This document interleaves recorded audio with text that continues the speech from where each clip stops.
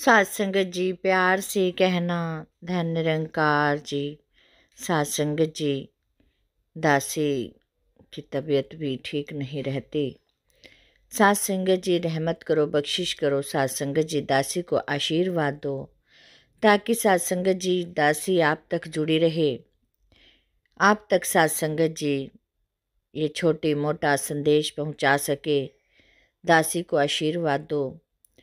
सात संगत जी, हम कहने को तो कह देते हैं कि हम अपने सतगुर पर विश्वास करते हैं। जिसने सात संगत जी विश्वास कर लिया, ताकत बन जाती है। आओ प्यारी सात संगत जी, सात संगत से माँ से यही विनती बनती है कि दासी को ठीक ठाक रखें।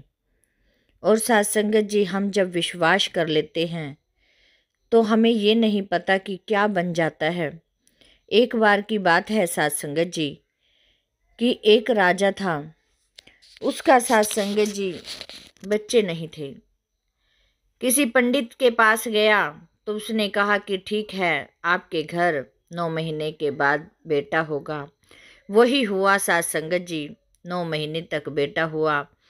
सात संगत जी अभी वो 4-6 महीने का ही था। फिर उस राजा ने पंडित को बुलवाया और कहने लगा कि मेरे बेटे का हाथ देखो, इसमें क्या भाग्य लिखा है। क्योंकि सात संगत जी पंडित माना हुआ था। प्यारी सात संगत जी, उस पंडित ने राजा के जब बेटे को देखा, उसने कहा कि आपका बेटा तो कोई लंबी उम्र नहीं है, ये तो कोई 20 साल तक ही जिएगा, इसकी लंबी आयु नहीं है। अब प्यारी सात संगत जी, राजा टेंशन में, उसने उसकी जल्दी ही शादी भी कर दी, इसीलिए कि चलो आगे उसका वंश बन जाएगा। लेकिन सात संगत जी, उसके आगे भी कोई बच्चा नहीं हुआ। अब सात संगत जी, राजा का बेटा 20 साल का होने जा रहा है। राजा बहुत ही टेंशन में है। सात संगत जी, जब उसने देखा कि अब बेटे की तबीयत भी खराब हो गई, 20 साल हुए, तो सात संगत जी वो बेटे ने, राजा के बेटे ने दम तोड़ दिए। इतने में ही सात संगत जी, राजा ने चारों तरफ हवा फैला दी कि राजा का बेटा मरा है। कोई भी किसी के घर चूल्हा नहीं जलेगा। क्योंकि सात संगत जी पहले टाइम में हुआ भी यूं ही करते थे कि एक आदमी मरता तो पूरी गली का चूल्हा नहीं जलता था। लेकिन वो तो राजा था, उसने सारे राज्य में ऐलान करा दिया कि आज के दिन कोई भी चूल्हा नहीं जलेगा, क्योंकि मेरा बेटा मरा है। सात संगत जी, इधर से एक माना हुआ संत महात्मा सात संगत जी घूम रहा है। उसने एक घर गया कि मुझे खाने के लिए कुछ दे दो। उन्होंने कहा, आपको पता नहीं कि राजा का बेटा मरा है, हम खाना कैसे बना सकते हैं और आपको कहाँ से देंगे जब घर में बना ही नहीं। दूसरे घर गया, तीसरे घर गया, कई घरों में गया सात संगत जी, लेकिन चूल्हा किसी के घर भी नहीं जला। अब प्यारी सात संगत जी, उसने सोचा कि चलो राजा के घर चलता हूँ, उसके दरबार में तो कुछ ना कुछ खाने को जरूर मिल जाएगा। सात संगत जी, जो राजा के दरबारी बाहर खड़े थे, उनको कहने लगा, मुझे कुछ खाने के लिए दे दो, मुझे कुछ भोजन दे दो। प्यारी सात संगत जी वो कहने लगे कि आपको नहीं मालूम क्या, राजा का बेटा मरा है, आप यहाँ पर खाना मांगने के लिए आ गए हैं। सात संगत जी, उसने गुस्सा हुआ। राजा सात संगत जी अंदर सुन रहा था। राजा बाहर निकल आया।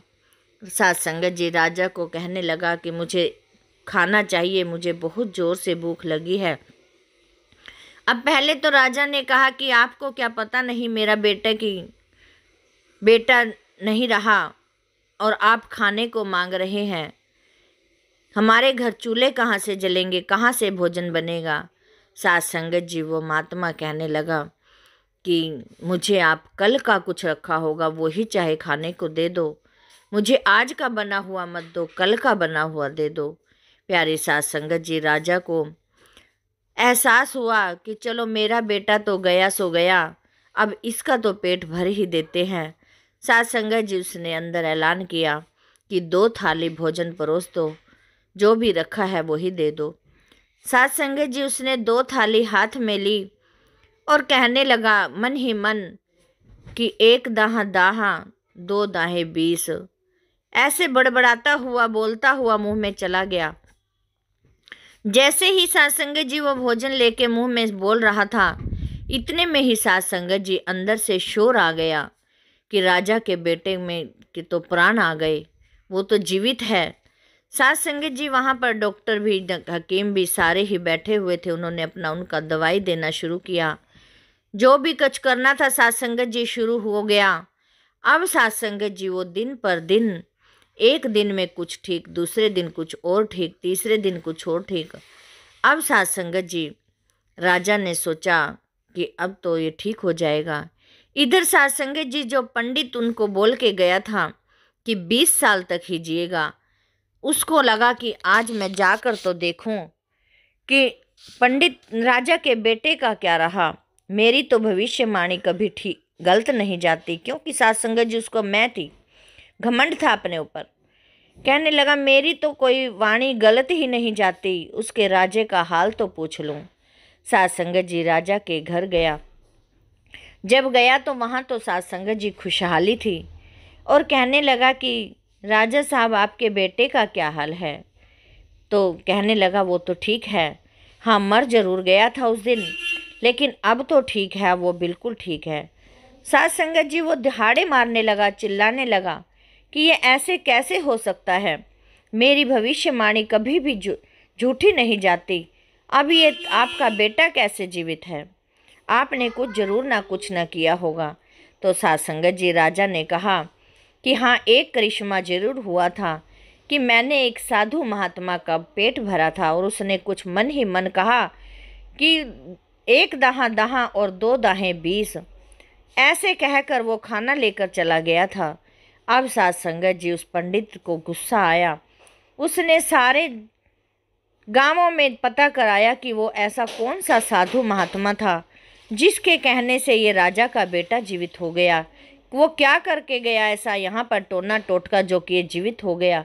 इसका तो लिखा ही था कि मरना है, लेकिन ये झूठी अफवाह कैसे हो गई। सात संगत जी उसने ढूंढना चालू किया। देखता है कि एक जंगल में पेड़ के पास वो साधु महात्मा बैठा है और सात संगत जी जाते ही उस पंडित ने उसको एक ठोकर दे मारी। कहने लगी अरे ओ पाखंडी साधु, आप क्या करके आए हो, राजा के बेटे को क्या किया है आपने, उसकी तो मृत्यु निश्चित थी, आपने ऐसा क्या किया। सात संगत जी तब भी साधु महात्मा वो शांत रहे। सात संगत जी जब फिर उसके चिल्लाने के बाद कहने लगे कि मैंने तो कुछ नहीं किया, उसने मेरा पेट भरा और मैंने आशीर्वाद दिया। सात संगत जी उसने दूसरी लात दे मारी। कहने लगा कि ऐसे पेट भरने से क्या उसकी उम्र लंबी हो सकती है, बता मुझे जल्दी से क्या हुआ है। सात संगत जी अब वो और तिल मिला उठा। सात संगत जी साधु महात्मा कहने लगे कि मैंने तो कुछ नहीं किया, कि मैंने तो उसको यूं ही कहा था एक दाहा दाहा दो दाहें 20, उसकी 20 साल उम्र बढ़ गई। सात संगत जी गुस्से में तिल मिलाकर पंडित ने तीसरी दे लात मारी। अब सात संगत जी पंडित के लिए जैसे उसने टांग उठाई, साधु संत महात्मा ने बोला कि अब ये तीसरी लात मत मारना, वरना तो कुछ भी निकल सकता है मुख से। सात संगत जी फिर उसने गुस्से में, पंडित ने सात संगत जी गुस्से में तीसरी लात भी दे मारी। अब सात संगत जी साधु महात्मा जी जो सच्चे साधु महात्मा थे, उन्होंने कहा कि पहले तो कहा था एक दाहा दाहा दो दाहें 20, तीन दाहें 30, चार दाहें 40। सात संगत जी कहने लगे कि अब उसकी 40 साल 50 साल उम्र बढ़ गई है। सात संगत जी चरणों में गिर गया। पंडित सात संगत जी चरणों में गिर गया। कहने लगे कि आपके तो भाव से ही परमात्मा इतना खुश है, निरंकार इतना खुश है। सात संगत जी ये एक कथा होती है कि जो सात संगत जी सतगुरु के इतने करीब रहता है, निरंकार के इतने करीब रहता है, उसकी वाणी में भी सात संगत जी विराजमान हमेशा रहते हैं। ये निरंकार की वाणी बन जाती है। आओ प्यारी सात संगत जी, इन छोटी छोटी कथाओं से सात संगत जी ये हमें सीख मिलती है कि सात संगत जी जो गुरु भक्ति है, सच्ची गुरु भक्ति है, उसमें सात संगत जी हम मुख से भी जो बोल दें वो पूर्ण हो जाते हैं। जो पूर्ण गुरसिख होते हैं साध संगत जी, कई बार साध संगत जी सत्संग में भी गद्दी पर विराजमान स्टेज पर बैठे होते हैं, तो साध संगत जी कई महात्मा जाकर उनको कहते हैं मेरा काम ये नहीं बन रहा, तो साध संगत जी महात्मा की एक आवाज़ होती है कि जाओ बेटा सत्संग करो और आपका काम बन जाएगा। और साध संगत जी देखने को मिलता है कि बन भी जाते हैं। ये साध संगत जी एक पूर्ण संत की वाणी होती है। जो पूर्ण संत होता है साध संगत जी, उनकी वाणी में भी साध संगत जी रसना भी होती है, सुकून भी होता है, और साध संगत जी उनकी वाणी सच्ची भी हो जाती है। आओ प्यारी साध संगत जी, हमें सतगुरु माँ यही सिखलाई दे रही है कि हमें साध संगत जी अपने सतगुरु के साथ, अपने निरंकार के साथ सच्चा प्रेम करना है। सच्चा प्रेम करके देखें साध संगत जी, अपने आप ही हमारे काम बिगड़ते हुए बन जाते हैं। जो भी साध संगत जी हमारे काम बिगड़ते हैं वो अपने आप ही संवरने लग जाते हैं। सिर्फ बात तो है कि सच्ची भक्ति की। साध संगत जी दासी से बोलते समय बहुत सारी गलतियां हो जाती हैं। अनजानी बच्ची समझकर साध संगत जी दासी को के साथ जुड़े रहना और साध संगत जी दासी को क्षमा भी करना। साध संगत जी दासी से बोलते समय बहुत सारी गलतियां हो जाती हैं। अनजानी बच्ची समझकर साध संगत जी क्षमा कर देना। साध संगत जी प्यार से कहना। धन्य निरंकार जी।